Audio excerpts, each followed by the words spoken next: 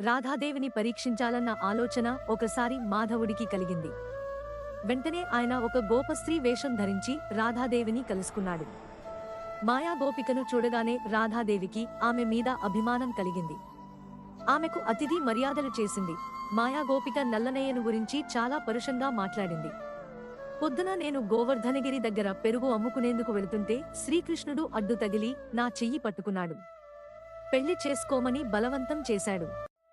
చేసుకోక నీలాంటి నల్లవాడ్ని గొల్లవాడ్ని చేసుకోవాలా అని నేనంటే కోపంతో నా పెరుగుకుండా కాస్తా పగుల కొట్టాడు. పెరుగంతా తాగేశాడు. చాలా అల్లరివాడు.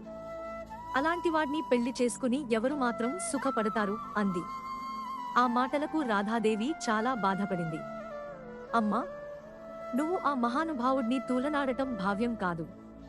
ఆ నల్లనయ్య అనుగ్రహం వల్లనే మహర్షులు తమలో ఉన్న చీకటి తెరలు తొలగించుకోగలుగుతున్నారు. అది నువ్వు గ్రహించినట్లు లేదు.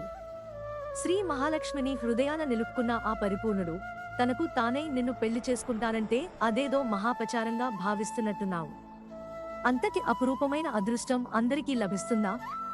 ఎన్నివేల జన్మల తపస్సో ఉంటే కానీ వేణుగోపాలుడి అనుగ్రహం లభించదు అంటూ ఉండగానే రాధాదేవి కళ్ళు కన్నీటి కాలువలయ్యాయి. కంఠం కంపించిపోయింది. అరచేతుల్లో ముఖాన్ని కప్పుకుని వెక్కి వెక్కి ఏడ్చింది. మాయాగోపిక రూపంలో ఉన్న శ్రీకృష్ణుడు ఆమెను దగ్గరకు తీసుకుని గుండెలకు హత్తుకున్నాడు. Please subscribe.